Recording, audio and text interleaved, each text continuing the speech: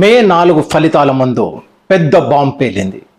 5 రాష్ట్రాల్లో ఎవరు గెలుస్తారో సంకేతాలు వచ్చేశాయా?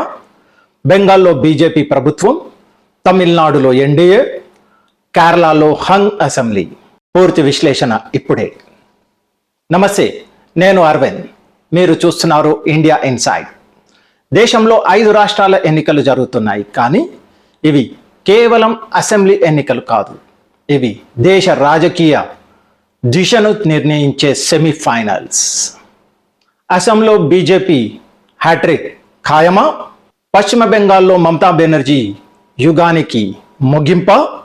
తమిళనాడులో ద్రవిడ రాజకీయాలకు ప్రత్యామ్నాయం వచ్చేసిందా? కేరళలో హంగ్ అసెంబ్లీనా? 29వ తేదీ ఎగ్జిట్ పోల్స్ రాకముందే గ్రౌండ్ నుంచి వస్తున్న సంకేతాలు ఒక పెద్ద రాజకీయ మార్పును సూచిస్తున్నాయి. ఈరోజు సంఖ్యలతో కాదు, సంకేతాలతో మాట్లాడదాం.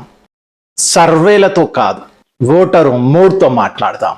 మరి ఒక్కో రాష్ట్రం పరిస్థితి ఏంటో, ఎవరికి గెలుపు అవకాశాలు ఎక్కువో ఇప్పుడు చూద్దాం. రండి, ప్రారంభిద్దాం అస్సాంతో. 4th మే నాడు ఒక అంచనా నిజమైతే దేశ రాజకీయ మ్యాప్ మారిపోయినట్టే. దేశంలో ప్రస్తుతం 5 అసెంబ్లీ ఎన్నికలు జరుగుతున్నాయి. ఈ ఎన్నికలు సాధారణ రాష్ట్ర ఎన్నికలు మాత్రం కావు, జాతీయ రాజకీయాల దిశను సూచించే సెమీఫైనల్లా భావిస్తున్నారు. 2029 లోక్సభ ఎన్నికలకు ముందు ప్రజాభిప్రాయానికి ఇవి ఒక లిట్మస్ టెస్ట్గా చూపబడుతున్నాయి. అందుకే ప్రతి రాష్ట్రంలో స్థానిక అంశాలతో పాటు జాతీయ కథనాలు కూడా బలంగా పనిచేస్తున్నాయి. ఈ విశ్లేషణలో కేవలం ఎవరు గెలుస్తారు అన్నదే కాదు, ఎందుకు ఆ దిశగా సంకేతాలు కనిపిస్తున్నాయి, ఓటర్ మూడ్ ఏమిటి, ప్రచార శైలి ఎలా ప్రభావితం చేస్తోంది, సిద్ధాంత రాజకీయాలు వర్సెస్ అవకాశ రాజకీయాలు ఎలా పనిచేశాయి అన్నది కూడా చూడాలి. 4 రాష్ట్రాలు, ఒక కేంద్ర పాలిత ప్రాంతం ఎన్నికల్లో ఉన్నాయి. కేంద్ర పాలిత ప్రాంతమైన పుదుచ్చేరిలో ఇప్పటికే పోలింగ్ పూర్తయింది. కేరళలో పోలింగ్ ముగిసింది. అస్సాంలో పోలింగ్ కూడా ముగిసింది. తమిళనాడులో కూడా ఓటింగ్ కంప్లీట్గా పూర్తయింది. ఇక మిగిలింది పశ్చిమ బెంగాల్లో 2వ దశలో పోలింగ్ జరగాల్సి ఉండగా మొదటి దశ ఆల్రెడీ ముగిసింది. 29వ తేదీన 2వ దశ పోలింగ్ జరగనుంది. 29వ తేదీ సాయంత్రం నుంచి ఎగ్జిట్ పోల్స్ కనిపించడం ప్రారంభమవుతాయి. మే 4న అసలు ఫలితాలు వస్తాయి. ఈ సమయమే సరైనది అని అనిపించింది నాకు, ఈ ఎన్నికల ఫలితాలు ఏ దిశగా వెళ్తున్నాయో మాట్లాడడానికి. మొదట అస్సాం గురించి మాట్లాడుకుందాం. అస్సాం ఎన్నిక కేవలం అధికార వ్యతిరేకత వర్సెస్ అధికార అనుకూలత పోటీగా లేదు. ఇది నాయకత్వ స్థిరత్వం వర్సెస్ బలహీన ప్రతిపక్షం మధ్య పోరాటంగా మారింది.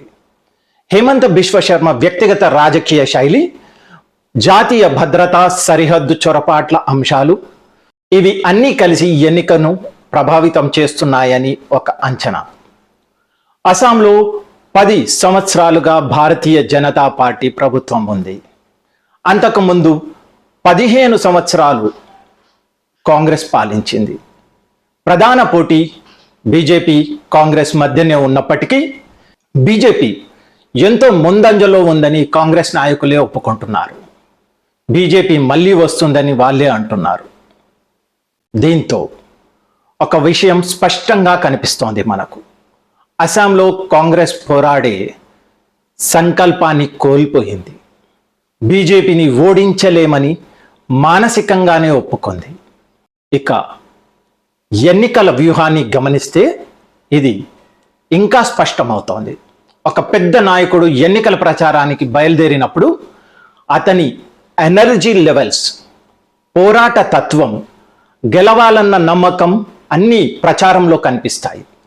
గెలుపుపై నమ్మకం లేకపోయినా కనీసం పోటీని కఠినత్వం చేయాలనే సంకల్ప బలం ఉంటే అది కూడా కనిపిస్తోంది మనకు. కానీ అస్సాంలో కాంగ్రెస్ ప్రచారంలో అది మనకు కనిపించనే లేదు. మరొక వైపు ముఖ్యమంత్రి హేమంత బిశ్వ శర్మ సభలు, ప్రసంగాలు చూస్తే అధికారంలో 10 ఏళ్లుగా ఉన్న పార్టీ నాయకుడు మాట్లాడుతున్నట్టు లేదు. ఒక ప్రతిపక్ష నాయకుడు ప్రభుత్వాన్ని ప్రశ్నిస్తున్నట్లుగా అనిపిస్తోంది. ఇది కీలక విషయం. ప్రపంచంలో ఏ ప్రభుత్వం పరిపూర్ణం కాదు. ప్రతి ప్రభుత్వంలో లోపాలు ఉంటాయి. వాటిని ప్రజల ముందుకు తీసుకురావడానికి శ్రమ అవసరం. ముందుగా లోపాలు గుర్తించాలి, వాటిని తర్కబద్ధమైన రూపం ఇవ్వాలి. తరువాత ప్రజల మనసుల్లో దిగేలా చెప్పాలి. కాంగ్రెస్ అసెంబ్లీలో అలాంటి ప్రయత్నమే చేయలేదు. ఎన్నికల ప్రకటన తర్వాత వారి మాజీ రాష్ట్ర అధ్యక్షుడు పార్టీని విడిచిపెట్టాడు. ఒకే ఒక్క లోక్సభ ఎంపీ కూడా పార్టీని వదిలేశాడు. ఈ స్థితిలో పార్టీ ఎలా పోరాడుతుంది? అందుకే అస్సాంలో బీజేపీ 3వ ప్రభుత్వం ఏర్పాటు చేయబోతుందనే విషయంలో ప్రత్యర్థులకు కూడా సందేహం లేనే లేదు. మే 4కి ముందే అస్సాం ఫలితం నిర్ణయం అయిపోయింది అని మనం చెప్పవచ్చు. ఇప్పుడు తమిళనాడు ఈ ఎన్నికల్లో అత్యంత ఆసక్తికర రాష్ట్రాల్లో ఒకటి. ఎందుకు అని అంటే ఇక్కడ సాధారణ యాంటీ ఇన్కంబినియన్స్తో పాటు ఒక పెద్ద ఐడియాలజికల్ షిఫ్ట్ జరుగుతుందా అనే చర్చ కూడా ఉంది. ద్రవిడ రాజకీయాల ఆధిపత్యానికి ప్రత్యామ్నాయం రూపుదిద్దుకుంటుందా లేదా అన్న ప్రశ్న కూడా ఇప్పుడు మన ముందు ఉంది. 1967లో కాంగ్రెస్ తమిళనాడులో అధికారాన్ని కోల్పోయింది. అప్పటి నుంచి తిరిగి అధికారంలోకి రానే లేదు. ఇక అప్పటి నుంచి డిఎంకే, అన్నా డిఎంకే ఈ 2 ద్రవిడ పార్టీలు పాలించాయి. ఎంజీఆర్ వరుసగా 2 సార్లు గెలిచారు. అదేవిధంగా జయలలిత కూడా వరుసగా 2 ఎన్నికలను గెలిచారు. ప్రస్తుతం ఎంకే స్టాలిన్ నేతృత్వంలో డిఎంకే ప్రభుత్వం 5 ఏళ్ల యాంటీ ఇన్కంబినియన్స్ ఎదుర్కొంటోంది. కరుణానిధి వద్ద ఉన్న కరిష్మా స్టాలిన్ వద్ద లేదు. వారి రాజకీయ వ్యూహం ఏమిటి అంటే ఉత్తరం దక్షిణం విభజన, హిందీ తమిళ విభేదం, ఉత్తర భారతీయుడు దక్షిణ భారతీయుడు విభేదం. ఇది రాజకీయాల్లో బ్లాక్ మెయిల్ అని ఆయన వ్యాఖ్యానిస్తున్నారా? మేము గెలవకపోతే వేర్పాటువాదం వైపు వెళ్తాం అన్న రీతిలో బెదిరింపు రాజకీయాలు చేస్తున్నారు. ఇక అవినీతి, యాంటీ ఇన్కంబినియన్స్. డిఎంకే ప్రభుత్వంపై తీవ్ర అవినీతి ఆరోపణలు కూడా ఉన్నాయి. 2 మంత్రులు జైల్లో ఉన్నారు. చాలా నేతలపై ఆరోపణలు ఉన్నాయి. ఎంత యాంటీ ఇన్కంబినియన్స్ అంటే 1/3 వంతుకి పైగా అభ్యర్థులకు టికెట్లు కట్ చేయాల్సి వచ్చింది. ఇక్కడ ఎన్డీఏకి అవకాశాలు ఎలా ఉన్నాయో ఒక్కసారి మనం ఆలోచిస్తే ఇక్కడ ఒక ముఖ్యమైన అంశం, ఎన్నికలు కేవలం నాయకుల ప్రసంగాలతో గెలవరు. Booth management, voter micro targeting, కుల సామాజిక సమీకరణ, మహిళా ఓటు, సంక్షేమ పథకాల ప్రభావం, ఇవి అన్నీ కలిస్తే ఫలితాన్ని నిర్దేశిస్తాయి. ఈ కోణంలో ఎన్డీఏ బలంగా పనిచేసింది అని విశ్లేషణ చెబుతున్నారు. ఎదురుగా ఎన్డీఏ ఉంది. ప్రధాన భాగ్యస్వామి అన్నా డిఎంకే. పళనిస్వామి నాయకత్వం వహిస్తున్నారు అన్నా డిఎంకేకి. జయలలితకు అత్యంత సన్నిహితుడు. అతను చాలా గ్రౌండ్ లెవెల్లో నాయకుడు. గ్రామీణ స్థాయిలో బూత్ మేనేజ్మెంట్ పై దృష్టి పెట్టాడు. దీంతో స్టాలిన్కు గట్టి సవాల్ విసిరాడు. భారతీయ జనతా పార్టీ కూడా తమిళనాడులో ఒక చిన్న ప్లేయర్ ఏం కాదు.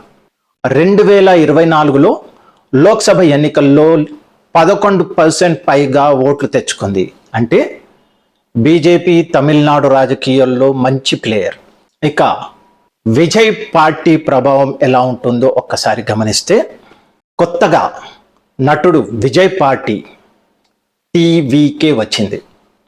ఆయనపై ఆశలు ఉన్నాయి, కానీ భారీ ర్యాలీలో జరిగిన ఘటన తర్వాత ఆయన వేగం తగ్గింది. అతని పార్టీకి స్పష్టమైన సిద్ధాంతం లేదు. ద్రవిడ రాజకీయానికి అనుకూలమా లేక వ్యతిరేకమా అనే స్పష్టత కూడా లేదు. సంస్థాగత బలం లేదు. కార్యకర్తల బలం కంటే అభిమానుల బలమే ఆయనకు ఎక్కువ. అది ఓట్లుగా మారుతుందా అన్నది పరీక్ష. ఇప్పుడు ప్రస్తుత అంచనా, ఓటింగ్ తర్వాత వస్తున్న సంకేతాలు ఎన్డీఏకు అనుకూలంగా కనిపిస్తున్నాయి. మే 4న ఎన్డీఏ ప్రభుత్వం వచ్చినా ఆశ్చర్యమే లేదు. మహిళా భద్రత ప్రధాన అంశంగా మారింది. మద్య నిషేధం వాగ్దానం నిలబెట్టుకోలేదు. దళితులకు ఇచ్చిన హామీలు నెరవేర్చనే లేదు. డిఎంకే ఓటమి అవకాశాలు ఎక్కువ.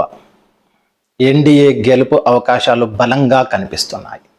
ఇప్పుడు కేరళలో పరిస్థితి ఏంటో ఒక్కసారి మనం తెలుసుకుందాం. కేరళలో పరిస్థితి వేరుగా ఉంది. అక్కడ ఓటరు భావజాలం బలంగా పనిచేస్తోంది. సామాజిక సమీకరణ, మైనారిటీ ఓట్లు, వామపక్ష క్యాడర్ బలం, కాంగ్రెస్ సాంప్రదాయ ప్రభావం ఇవన్నీ ఫలితాన్ని క్లిష్టంగా చేస్తున్నాయి మనకు. కేరళలో చాలా కాలంగా 2 కూటముల పోటీ. ఒకటి ఎల్డిఎఫ్ సిపిఎం నేతృత్వం, 2 యుడిఎఫ్ కాంగ్రెస్ నేతృత్వం. ఇదే కేరళ రాజకీయాల మూల నిర్మాణం. ఇక భారతదేశంలో మొదటి కమ్యూనిస్టు ప్రభుత్వం ఏర్పడింది కేరళలోనే. ఈఎంఎస్ నంబూదిరిపాద్ ముఖ్యమంత్రి అప్పటి నుంచి వామపక్షాలు అక్కడ బలంగా ఉన్నాయి. అక్కడ బీజేపీ పరిస్థితి ఏంటో ఒక్కసారి చూస్తే, బీజేపీ మూఢ శక్తిగా ఎదగాలని ప్రయత్నిస్తోంది, కానీ నిర్ణాయక శక్తి అయ్యే స్థాయికి ఇంకా రాలేదు. అక్కడ సింగిల్ డిజిట్ సీట్లో వచ్చే అవకాశమే ఉంది. అది లోవర్ సింగిల్ డిజిటా లేక హయ్యర్ సింగిల్ డిజిటా అనేదే ప్రశ్న.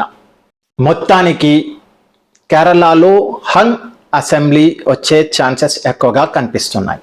ఎందుకు అంటే పినరై విజయన్ 10 ఏళ్ల యాంటీ ఇన్కంబినియన్సీ ఎదుర్కొంటున్నారు. 3వ సారి గెలిస్తే అది పెద్ద అద్భుతం.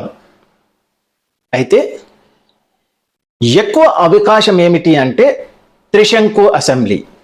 ఏ పార్టీకి మెజారిటీ రాకపోవచ్చు. బీజేపీ కింగ్ మేకర్ కూడా అయ్యే అవకాశాలు చాలా తక్కువ.